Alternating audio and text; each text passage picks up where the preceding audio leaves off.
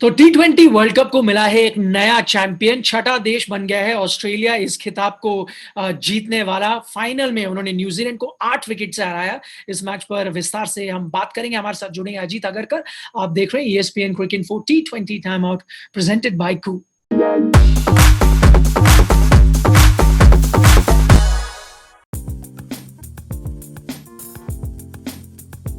अजी, तो सबसे पहला पॉइंट हमारा है T20 के नए सिकंदर, क्योंकि पहली बार ऑस्ट्रेलिया ने ये खिताब जीता। लेकिन मैं चाहता हूं, आपने मुझे पता है इस टीम को फिर भी पिक किया था, लेकिन मैं जनरल इनका ट्रेंड देख रहा हूं। पिछले 12 महीनों में विन परसेंटेज इनकी 28 थी, इसीलिए शायद कोई इनको इतना बैक नहीं कर रहा था। लेकिन वहां से ऐसा टर्न अराउंड करना दर्शाता है कि जब बड़े इवेंट्स होते हैं तो ऑस्ट्रेलिया को आप हल्के में नहीं ले सकते।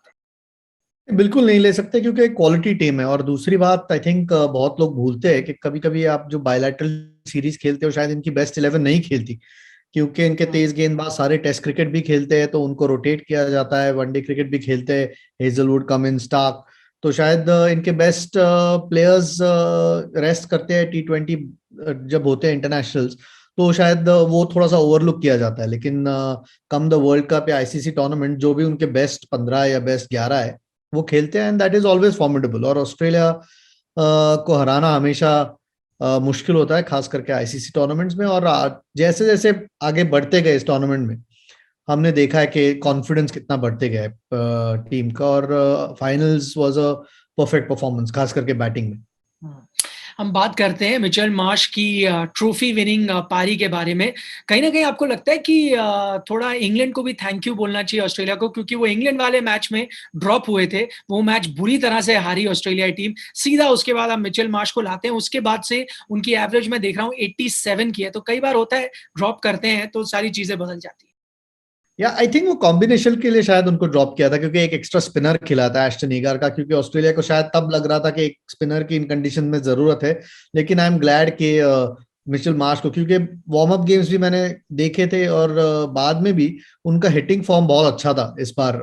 ये पिचेस भी शायद उनको थोड़ी सी सूट करती है, जहाँ खास करके तेज गेंदबाज ज्यादा करते हैं, लेकिन पावर गेम है उनके पास। तो जिसके पास वो हो और आत्मविश्वास इतना ऊपर हो, उनको बाहर रखना गलती होगी। और वो जल्दी ऑस्ट्रेलिया को पता चल गया कि मैक्सवेल, स्टोइनिस और मिचेल मार्श खुद, इन तीन गेंदबाजों से आप 4 ओवर कभी भी करवा सकते हो, क्योंकि प्रॉपर गेंदबाज है, ऐसे नहीं है कि बिल्कुल ही पार्ट टाइम है। तो बहुत अच्छा सिलेक्शन था और आज उन्होंने बता दिया कि जो पावर हिटिंग है 3 नंबर पर आकर करना, आई थिंक एक अच्छे बॉलिंग अटैक के सामने उनको ऑलमोस्ट खत्म कर देती है। कभी कभी 2-3 शॉट शुरुआत के लगते हैं और बॉलिंग अटैक को पता चलता है कि we have a fight on our hands, और उसके बाद रन ऐसे बल्लेबाज से रुकना बहुत मुश्किल होता है। तो करेक्ट सिलेक्शन।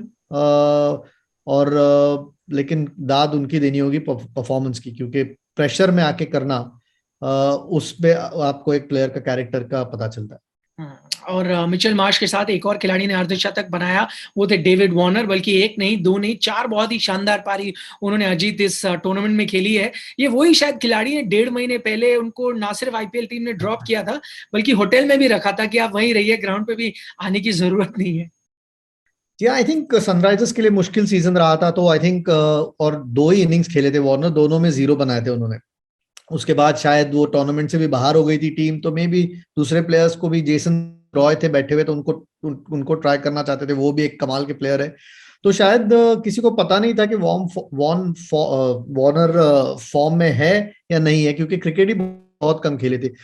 स्क्रैची शुरुआत रही इस टूर्नामेंट की, लेकिन एक 50 बनाया श्रीलंका के खिलाफ, वो भी उतने फ्लुएंट नहीं थे। लेकिन जब से वेस्ट इंडीज के खिलाफ उन्होंने बल्लेबाजी की, और जिस तरीके से की उन्होंने बल्लेबाजी, जहां चेस कर रही थी ऑस्ट्रेलिया, आई थिंक 150 के ऊपर रन थे, तो उससे पता चल रहा था कि ये खिलाड़ी अब वापस, देखिए फॉर्म तो 1 या 2 गेंदों से आ सकता है, लेकिन जो कॉन्फिडेंस उनका लग रहा था उस इनिंग्स के बाद, और सेमीफाइनल फाइनल में दिखा दिया कि कितने बड़े प्लेयर है।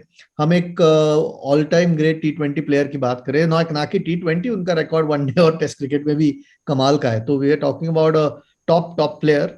और जब जरूरत थी ऑस्ट्रेलिया को, आई थिंक जब से वो अच्छा खेलने लगे ऑस्ट्रेलिया की टीम अलग लगने लगी, कि सामने वाली टीम को भी पता था कि इनकी विकेट लेनी है, अगर आउट नहीं होते तो ऑस्ट्रेलिया को सेट कर देते मैच जीतने पर।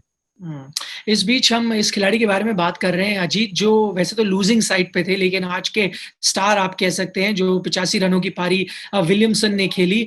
इनकी एक खास बात जो लगती है देखते हुए, फॉर्मेट कोई भी हो अपने आप को उस चीज में ढाल लेते हैं और फिर प्रदर्शन देते हैं। आई थिंक कमाल के प्लेयर है, I think may be best player in the world इस वक्त जिस तरीके की बल्लेबाजी करते हैं, क्योंकि आज हमने देखा कि बाकी पूरी बैटिंग स्ट्रगल कर रही थी, कभी कभी गेंद थोड़ी सी फंस रही थी शुरुआत में, जब ऑस्ट्रेलिया के तेज गेंदबाज खास करके कमिंस और हेजलवुड डाल रहे थे पिच में जब कर रहे थे, तो टाइमिंग किसी को मिल नहीं रही थी। आई थिंक 100 के ऊपर स्ट्राइक रेट आई थिंक सिर्फ एक या दो बल्लेबाजों का है, और उन्होंने भी ज्यादा रन नहीं बनाए विलियमसन को छोड़ के, और ये लग रहा था एक अलग पिच पर खेल रहे।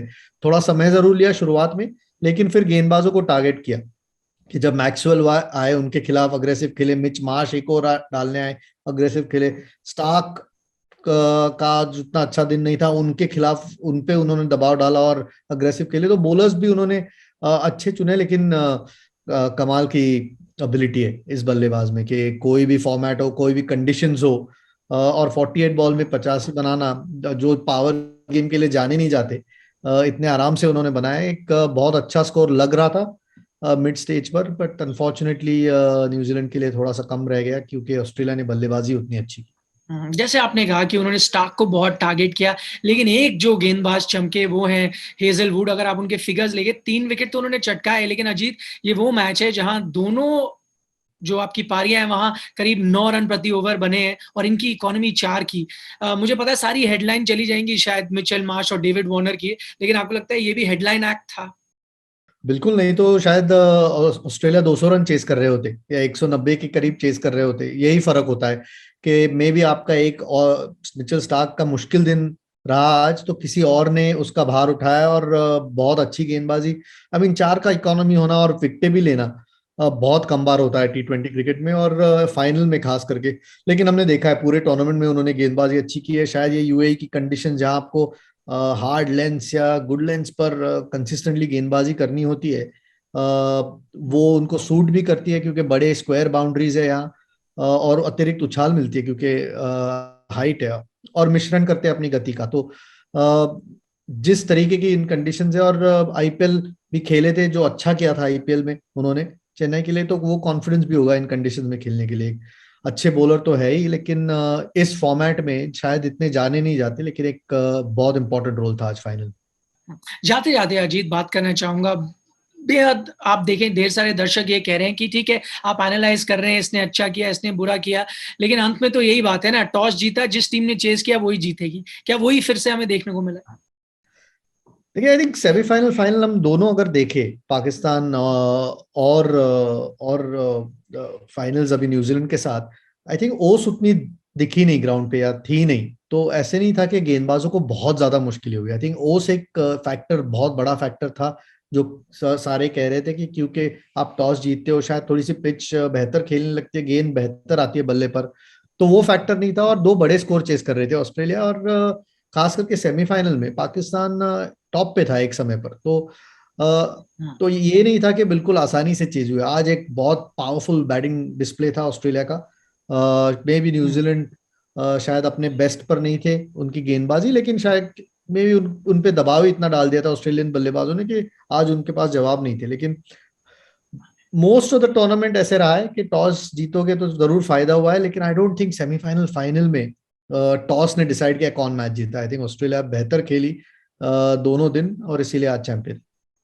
तो ऑस्ट्रेलिया ने ये मुकाबला तो जीत लिया, टाइटल जीत लिया, लेकिन न्यूजीलैंड अपना पहला फाइनल खेल रहा था, हार गया। उन्हें ऑस्ट्रेलिया को ही देखना चाहिए क्योंकि इससे पहले वो भी एक फाइनल खेल चुके थे, हार गए थे, लेकिन सेकंड टाइम लकी वो साबित हुए। अजीत बहुत बहुत शुक्रिया इस पूरी चर्चा के लिए। तो आप देख रहे थे ESPN Cricinfo T20 time out presented bye को।